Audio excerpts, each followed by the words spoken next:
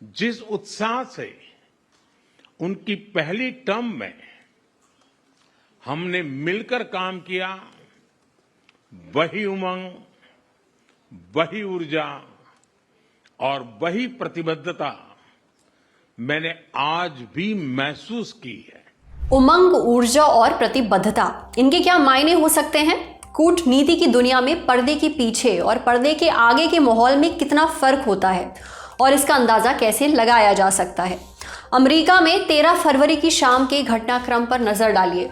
अमेरिकी राष्ट्रपति Donald Trump को वहां के समय अनुसार करीब शाम 4 बजे प्रधानमंत्री नरेंद्र मोदी से मिलना था।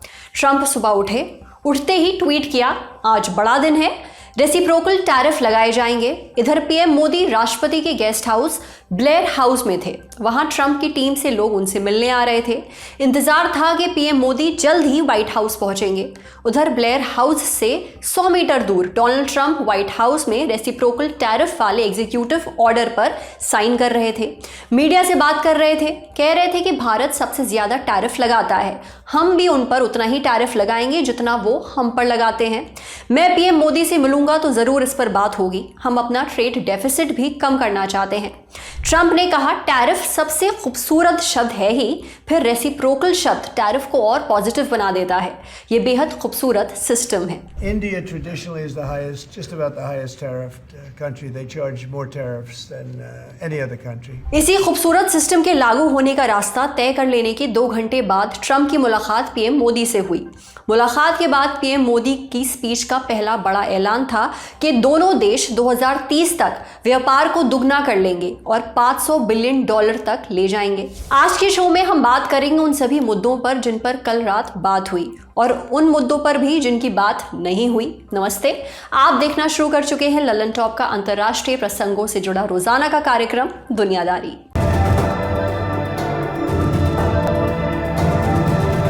Brought to you by Bank of Maharashtra.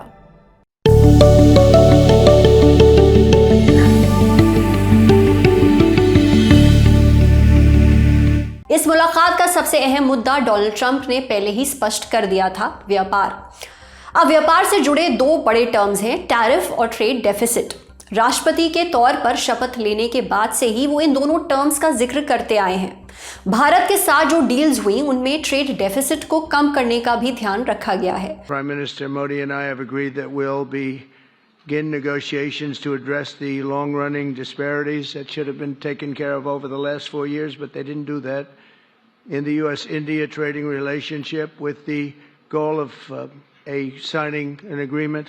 Donald Trump ने तो ये दावा कर दिया कि दोनों देशों के बीच $100 बिलियन का ट्रेड डेफिसिट है, लेकिन उनकी ही सरकार का डेटा अलग बयान देता है। क्या है अमेरिका का ट्रेड डेफिसिट? अमेरिकी सरकार के डेटा के मुताबिक ये नंबर फिलहाल $1.2 ट्रिलियन का आंकड़ा छू चुका है।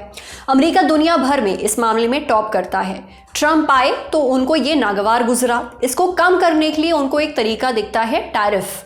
उनका प्लान बहुत ही सीधा सा है। स्टेप 1 टैरिफ लगाएंगे, स्टेप 2 लोगों के लिए विदेशी सामान महंगे हो जाएंगे, घरेलू प्रोडक्शन बढ़ेगा, ट्रेड डेफिसिट भी कम होगा क्योंकि इंपोर्ट पर बुरा असर पड़ेगा। स्क्रीन पर ग्राफिक्स देखिए। अमेरिका का जितना भी देशों से ट्रेड डेफिसिट है, अगर उसकी लिस्ट देखी जाए तो भारत 11वें नंबर पर है। पहले नंबर पर चीन है। आइए आपको वर्ल्ड ट्रेड ऑर्गेनाइजेशन यानी कि WTO का डेटा दिखाते हैं। इसमें कुछ अहम देशों के एवरेज टैरिफ रेट का आंकड़ा है। डेटा के मुताबिक भारत का टैरिफ रेट चीन, जापान, ब्रिटेन, अमेरिका और ब्राजील जैसे देशों से ज्यादा है। खैर, ट्रंप का टैरिफ वाला प्लान अमेरिका के कितने काम आएगा ये तो आने वाला वक्त ही बताएगा। कल जिस एग्जीक्यूटिव ऑर्डर पर उन्होंने साइन किया उसके तहत उनकी टीम प्लानिंग करेगी। 1 अप्रैल तक ये प्लानिंग पूरी हो जाएगी। तब तक बाकी देशों के पास वक्त है कि वो पहले से लगाए गए टैरिफ कम कर लें और टैरिफ से बच जाएं। इसमें से एक देश भारत भी है। ट्रंप ने साफ कर दिया है कि भारत पर वो उतना ही टैरिफ लगाएगा जितना भारत अमेरिका पर लगाता है। इसके बावजूद दोनों देशों के बीच ट्रेड को लेकर समझौता हुआ। 2030 तक दोनों देश व्यापार को $500 बिलियन तक लेकर जाएंगे। इसको किस तरह देखा जाना चाहिए? क्या दोनों देश एक दूसरे को छूट देने वाले हैं? पीएम मोदी के अमेरिका दौरे के बाद इस मुद्दे पर दोनों देश कैसे साथ काम कर सकते हैं? हमने यही सवाल एक्सपर्ट से पूछे, सुनिए उन्होंने क्या कहा। पहले जो टैरिफ का पॉलिसी था वो WTO के थ्रू में नेगोशिएशन हुआ करता था, मगर डोनाल्ड ट्रंप में उनका एक मिशन है कि टैरिफ का जो इशू है वो बदल देंगे। और वो चाहते हैं कि बहुत सारे देश जिसमें टैरिफ बहुत ज्यादा है, और अमेरिका उनके गुड्स कमोडिटी जब इंपोर्ट करता है उसमें टैरिफ कम लगाता है, तो ये एक अनफेयर ट्रेड डील है। तो उनका जो पॉलिसी अनाउंसमेंट हुआ है, और उसी हिसाब से देखने के लिए मिलता है कि अगर कोई देश 35% टैरिफ लगाता है अमेरिकन इंपोर्ट पे, अमेरिका भी 35% टैरिफ लगाएगा जब इंपोर्ट करेगा उसी देश से। इसको बोलते हैं रेसिप्रोकल टैरिफ अरेंजमेंट। ये इस तरह के डील जो है वो दो मुल्क एक दूसरे के साथ आमतौर पे करते हैं, और इनमें ज़्यादा कभी सच्चाई होती भी और कभी नहीं भी होती है। तो ये एक अंदेशा है, इससे कोई मतलब नहीं है कि ज़रूरी है कि डबल हो जाएगी हमारे व्यापार। देखने की बात यह है कि 3 चीज़ें जो ट्रंप ने कही उस पर आप गौर कीजिए। पहली बात तो ट्रंप ने कहा कि मेरे पहले कार्यकाल में मैं हिंदुस्तान के टैरिफ कम नहीं कर पाया। दूसरी बात उन्होंने ये कहा कि हिंदुस्तान के जो ट्रेड सरप्लस है, जो उनको गलत याद था, वो $100 बिलियन है। यानी हमारा जो असल में है वो $45 बिलियन का सरप्लस है, उसको डबल से भी ज़्यादा बताया उन्होंने। यानी कि उनके दिमाग में हिंदुस्तान को बहुत फ़ायदा हो रहा है, उनके दिमाग में ये बात बैठी हुई है, और वो इस पर बहुत ज़ोर दे रहे हैं कि इंडिया टैरिफ किंग है। ये पहले भी कह चुके हैं वो। तो मुझे नहीं लगता कि वो इंडिया को छूट देंगे इस तरह से जैसे पहले मिल चुकी है छूट। कुछ ना कुछ तो इंडिया को लेना ही पड़ेगा अमेरिका से, चाहे वो तेल हो, गैस हो, या हथियार हो, या कुछ और तरीके से, वरना टैरिफ आएंगे मुझे लगता है। अमेरिका का ट्रेड डेफिसिट को कम करने के मकसद से एक और समझौता हुआ है तेल की खरीद को लेकर। इसके लिए भारत अमेरिकी तेल और गैस इंपोर्ट करेगा। इसके अलावा अमेरिका भारत को अंतर्राष्ट्रीय ऊर्जा एजेंसी में फुल मेंबर का दर्जा दिलाने में भी मदद करेगा। अगली सबसे बड़ी चीज जो इस मुलाकात से निकल कर आई वो थी डिफेंस के क्षेत्र में साझेदारी। इस साल दोनों देश डिफेंस में साझेदारी के लिए नए 10-ईयर फ्रेमवर्क पर साइन करेंगे। ट्रंप ने कहा कि अमेरिका इसी साल से भारत को मिलिट्री इक्विपमेंट की सेल बढ़ाएगा। इसमें M-35 फाइटर जेट्स की बिक्री बढ़ाना भी शामिल है। We're also paving the way to ultimately provide India with the F-35 stealth fighters. Trump ने इसके बारे में और कुछ तो नहीं बताया, लेकिन भारतीय विदेश मंत्रालय के प्रवक्ता विक्रम मिस्री ने प्रेस ब्रीफिंग में कहा कि अभी ये सिर्फ प्रस्ताव के स्तर पर है और आधिकारिक तौर पर इसकी खरीद को लेकर बातचीत शुरू नहीं हुई है। तो इंडिया के जैसे डील्स पास्ट में हुए उसी टाइप के डील्स और हो सकते हैं। मिसाल के तौर पे इंडिया को और ट्रांसपोर्ट एयरक्राफ्ट मिल सकते हैं, इंडिया को कुछ और हेलीकॉप्टर्स मिल सकते हैं, इंडिया को सी पेट्रोल एयरक्राफ्ट मिल सकते हैं, एंटी सबमरीन एयरक्राफ्ट जो P-3C और आयन क्लास के हैं एयरक्राफ्ट। ये अमेरिका के पास बहुत सारे हैं और उनकी टेक्नोलॉजी बहुत एडवांस्ड है अमेरिका के पास, और इंडिया को ये चाहिए, और अमेरिका को भी ये चाहिए कि इंडिया के पास हों, क्योंकि अमेरिका चाहता है कि इंडियन ओशन के ऊपर इंडिया का कुछ हद तक नियंत्रण रहे। कि देखिए ट्रंप जो है ना वो एक ट्रांजैक्शनल लीडर हैं, यानी कि वो दिन का सौदा करते हैं, वो लॉन्ग टर्म लीडर नहीं है, लॉन्ग टर्म सौदा नहीं करते। वो ये नहीं देखते कि रिपीटेड ट्रांजैक्शंस होंगे। तो उनके लिए ये कि वो इंडिया का कोई इस तरह का फ़ायदा कर देंगे जिसमें इंडिया को कुछ सस्ते में मिल जाएगा, ये नाउम्मीदी होगी अगर हम इस पर भरोसा करें। तो पहले ये उड़ाया गया था कि ट्रंप आएंगे तो हिंदुस्तान को बहुत फ़ायदा होगा, ऐसा कुछ नहीं हुआ है, ना होने वाला है। बल्कि बाइडन के साथ हमें ज़्यादा फ़ायदा था, क्योंकि बाइडन जो थे वो जियोपॉलिटिकल एंगल पे ज़्यादा देखते थे। वो ये देखते थे कि हिंदुस्तान मदद कर सकता है चीन के ख़िलाफ़ कुछ मोर्चा खड़ा करने में, ये वो। ट्रंप को इस सब की परवाह नहीं है। ट्रंप व्यापार के आदमी, धंधे के आदमी है, वो सिर्फ उस पर फोकस रहते हैं। क्या है F-35 फाइटर जेट्स? ये एक single engine 5th generation supersonic stealth तकनीक से लैस फाइटर जेट है। इसे समुद्री, हवाई और जमीनी तीनों तरह के हमलों के लिए इस्तेमाल किया जा सकता है। इसको अमेरिकन कंपनी लॉकहीड मार्टिन बनाती है। अमेरिका के अलावा 15 और देशों के पास F-35 है। ये जेट स्टेल्थ तकनीक से लैस है, यानी दुश्मन के रडार से बच सकता है। इस जेट को भारी भरकम एयर डिफेंस तोड़कर दुश्मन के इलाके में घुसकर हमला करने के मकसद से बनाया गया है। लेकिन ये तो इसकी ताकत की कहानी हुई। अगर भारत F-35 खरीदता है तो उसे सर्विस से लेकर स्पेयर पार्ट्स तक के लिए लॉकहीड मार्टिन यानी अमेरिका पर निर्भर रहना होगा। F-35 की मैन्युफैक्चरिंग भी भारत में नहीं होगी। रूस ने भी भारत को ऐसा ही एक ऑफर दिया है रूसी फाइटर जेट Su-57 को लेकर। लेकिन 11 फरवरी को रॉयटर्स पे छपी रिपोर्ट के मुताबिक रूस ने Su-57 फाइटर जेट को भारत में ही बनाने का ऑफर दिया है। इसके अलावा एक और पेज है। भारत अपनी एयर स्पेस के लिए रूस में बने S-400 का इस्तेमाल करता है। अपने पहले कार्यकाल के दौरान ट्रंप ने भारत को ईरान से तेल खरीदने और रूस से S-400 एंटी एयरक्राफ्ट मिसाइल लेने की भारतीय योजना पर कई तरह के प्रतिबंध लगाने की धमकी दी थी। अमेरिका ने पहले तुर्की के साथ ऐसा भी किया था।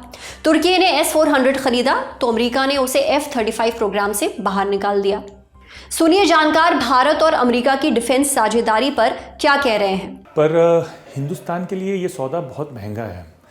फ्रंट अप कॉस्ट ये $80 मिलियन की है, लाइफ साइकिल कॉस्ट जिसे कहते हैं वो तो कई $100 मिलियन की है, तो हमारे बजट के बाहर है F-35 सच में बोला जाए तो।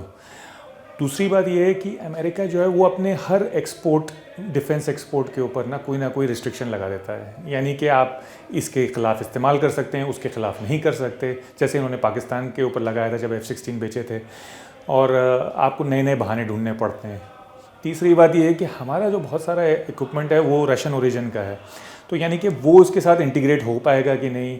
चौथी बात ये है कि अमेरिका जो खुद है वो नहीं चाहता है कि मिसाल के तौर पे S-400 जो उनका एयर डिफेंस सिस्टम है रशिया का, वो उनके F-35 के इलेक्ट्रॉनिक सिग्नेचर को समझ जाए, क्योंकि एक बार वो उसके इलेक्ट्रॉनिक सिग्नेचर को समझ गया तो वो रशिया के पास आ जाएगी इन्फॉर्मेशन, और उसकी स्टेल्थ टेक्नोलॉजी जिसके ऊपर अमेरिका ने बिलियंस और बिलियंस खर्च किया है वो सब नाकाम हो जाएगी।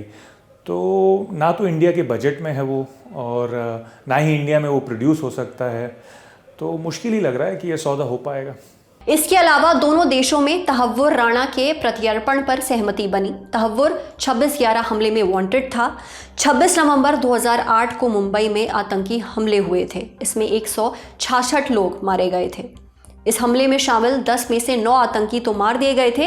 एक जिंदा पकड़ा गया था, अजमल आमिर कसाब। उसको नवंबर 2012 में पुणे के यरवदा जेल में फांसी दे दी गई थी। फिर तहव्वुर इस मामले में कैसे जुड़ा? आरोप है कि राणा को हमले की साजिश के बारे में पहले से पता था। सारी प्लानिंग उसकी नजरों के सामने हुई थी। उसने टारगेट की रेकी भी की थी।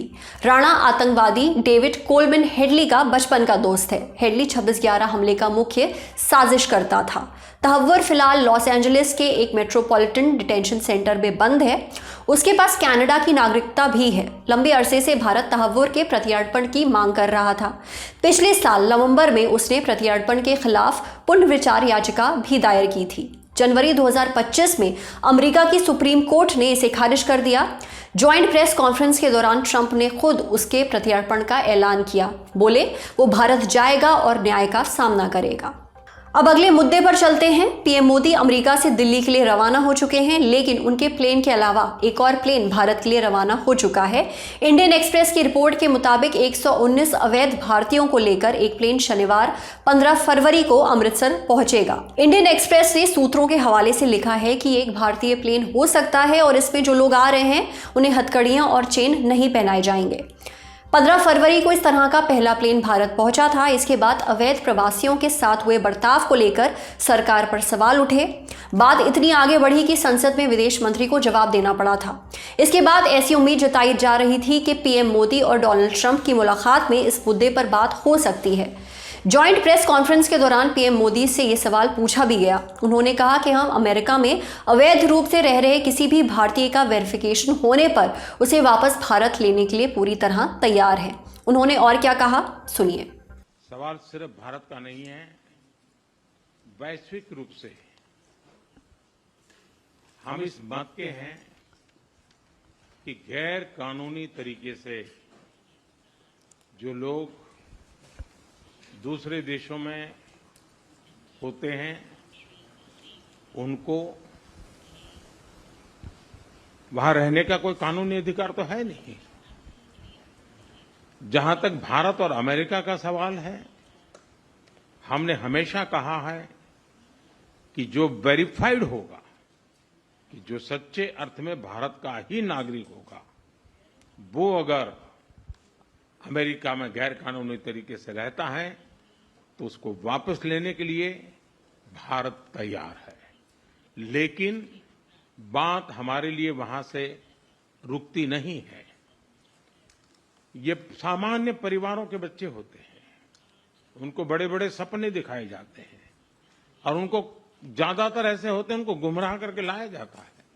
और इसलिए ये ह्यूमन ट्रैफिकिंग में जुड़े हुए पूरे इकोसिस्टम पर हमने वार करना चाहिए और अमेरिका और भारत मिल करके हमारी कोशिश है और हमारी कोशिश रहनी चाहिए कि इस प्रकार की पूरी इकोसिस्टम को हमें जड़ मूल से नष्ट करना चाहिए ताकि ह्यूमन ट्रैफिकिंग बंद हो और गरीब लोगों को जो अपनी धन दौलत बेच करके ऐसे बड़े बड़े सपने दिखा करके उनको अंधेरे में रख करके ले जाया जाए, उनके साथ भी पूरे इकोसिस्टम के खिलाफ है। और मुझे विश्वास है कि राष्ट्रपति ट्रंप भी इस इकोसिस्टम को खत्म करने में भारत का पूरा सहयोग करेंगे।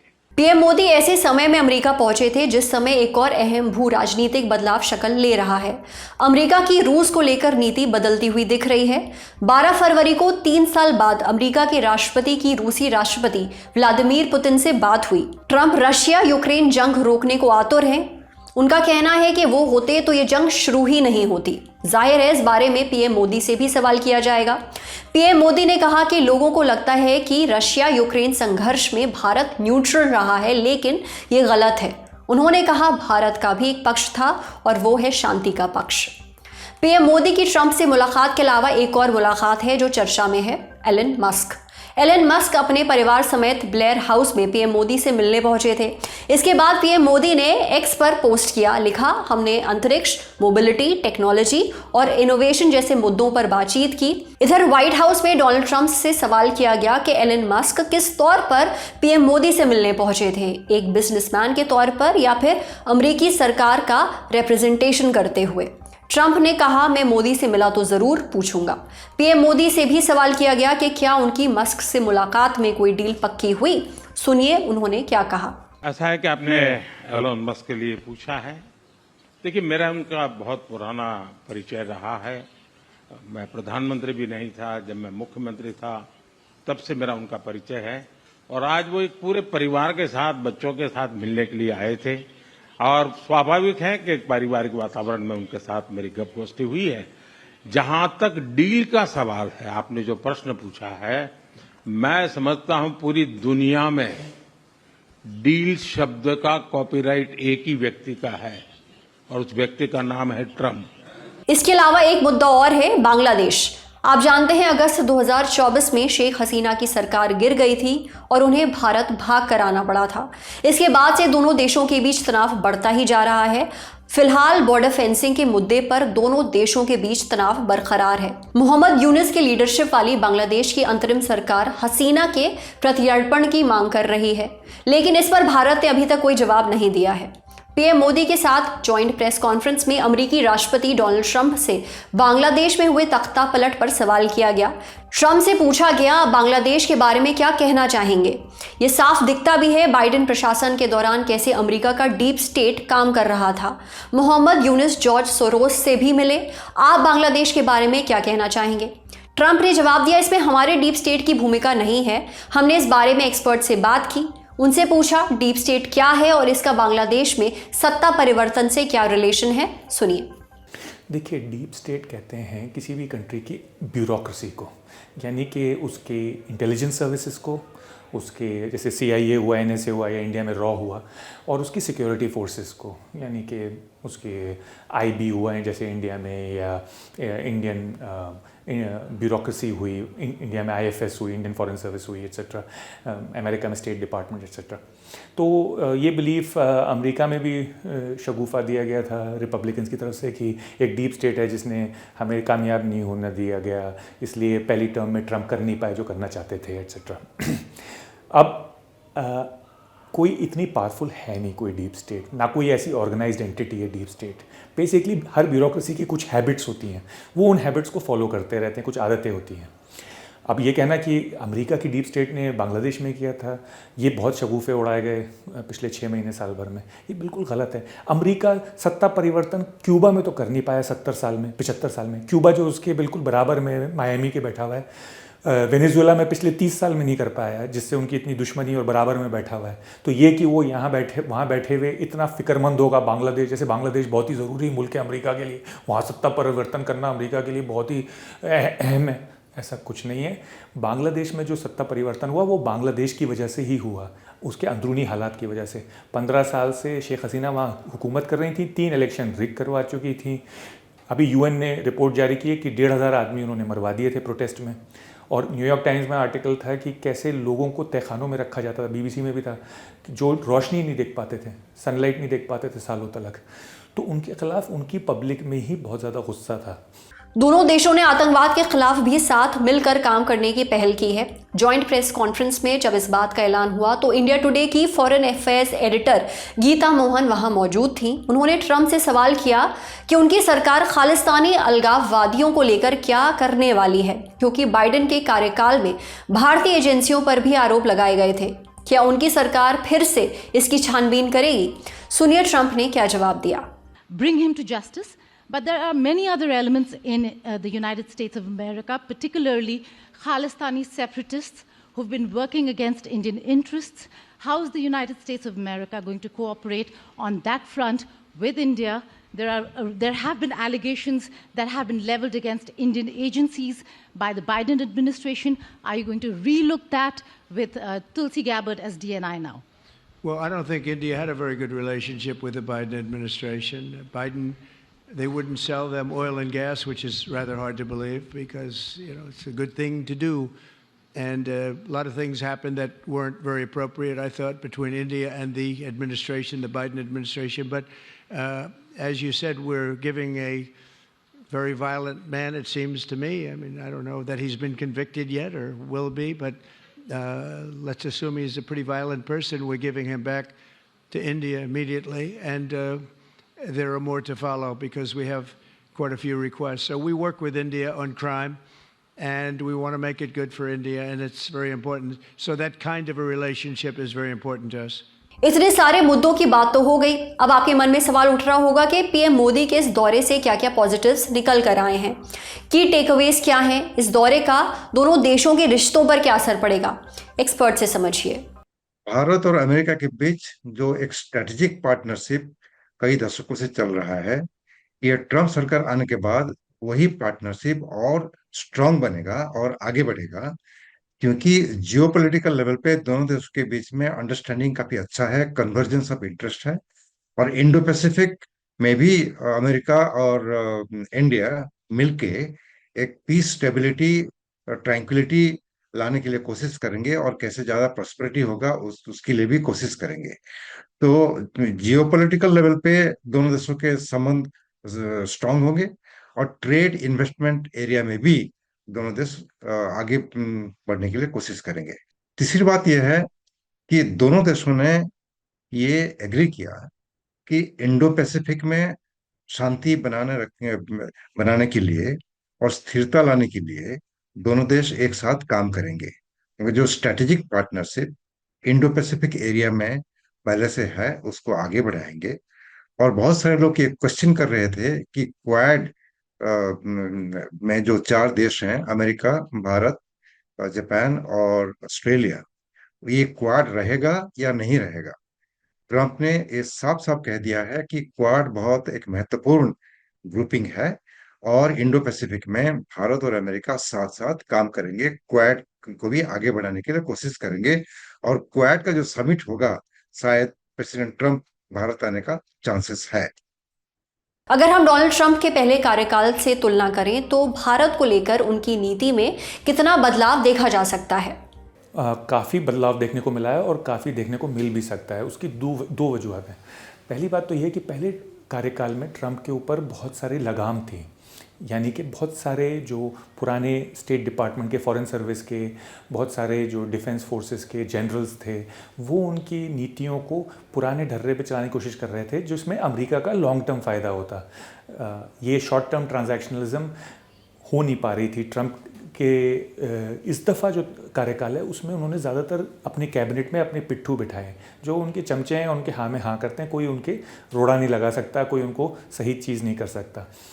बस दो तरह के लगाम हैं ट्रंप के ऊपर। एक तो स्टॉक मार्केट का है, अगर वो स्टॉक मार्केट पे बहुत नज़र रखते हैं तो अगर उसमें अगर कुछ गड़बड़ हुई टैरिफ्स की वजह से या इमिग्रेशन या कुछ और, तो उसमें वो उनके ऊपर लगाम लग सकता है। दूसरा लगाम उनके ऊपर इकोनॉमिस्ट से लग सकता है।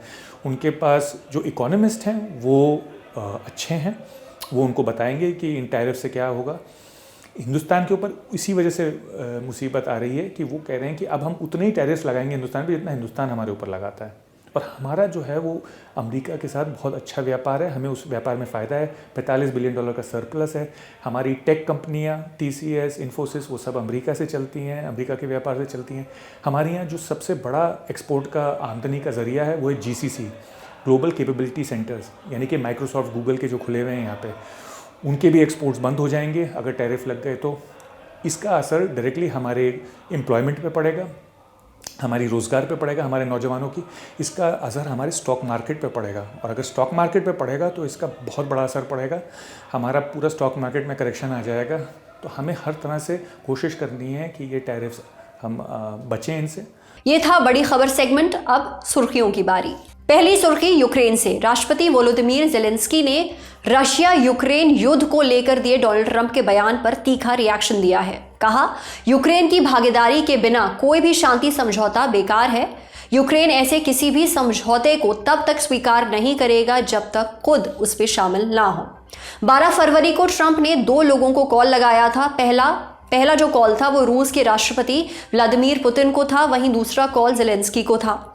दोनों नेताओं से युद्ध खत्म करने को लेकर काफी देर तक बात हुई, जिसके बाद ट्रंप ने कहा था पुतिन जंग रोकने के लिए बातचीत को तैयार हैं, दोनों पक्षों में सहमति बन गई और हम लोग मिलने वाले हैं। उसी दिन शाम में ट्रंप ने पत्रकारों को बताया कि जल्द ही वो पुतिन से सऊदी अरब में मिलेंगे, जिससे इन बातों को बल मिलने लगा कि वो पुतिन के साथ युद्ध के खात्मे को लेकर कोई ठोस बातचीत करने वाले हैं। इसके बाद 13 फरवरी को ट्रंप ने सोशल मीडिया पर एक पोस्ट लिखा, कल रूस और यूक्रेन के साथ शानदार बातचीत हुई, युद्ध खत्म होने की अच्छी संभावना है। इस बातचीत के बाद ट्रंप ने यह भी कहा कि यूक्रेन का नेटो में शामिल होना प्रैक्टिकल नहीं है। यह भी संभावना है कि समझौते के बाद भी रूस जंग शुरू होने से पहले वाली सीमा पर वापस ना जाए। इसी के बाद जेलेंस्की भड़क गए और युद्ध को लेकर अमेरिका रूस में होने वाली बातचीत पर कड़ा रुख अपनाया। यह भी कहा कि इस बात का ध्यान रखना जरूरी है कि यह समझौता कहीं सिर्फ रूस और अमेरिका के बीच बातचीत बनकर ना रह जाए। दूसरी सुर्खी भी यूक्रेन से है। यूक्रेन का दावा है कि चेर्नोबिल न्यूक्लियर सेंटर पर रूस ने ड्रोन हमला किया है। ये ड्रोन सीधे इस सेंटर की सिक्योरिटी शील्ड माने एक तरह के प्रोटेक्टिव शेल्टर पर गिरा। इस कवच को 1986 में हुए हादसे के बाद बनाया गया था। तब यहां मौजूद 4 रिएक्टर्स में से एक में विस्फोट हो गया था। इस कवच का काम है रेडिएशन को फैलने से रोकना। हालांकि इस हमले के बाद न्यूक्लियर प्लांट का रेडिएशन लेवल सामान्य बना हुआ है और आग पर भी काबू पा लिया गया है। इसके अलावा आज के ललन टॉप शो में हमने बात की है मोदी के USA दौरे से जुड़ी अन्य जानकारियों पर और मणिपुर के घटनाक्रमों पर। जरूर देखिएगा ललन टॉप शो। फिलहाल आज्ञा दीजिए, अपना और अपनों का ख्याल रखिए, देखते रहिए ललन टॉप। शुक्रिया।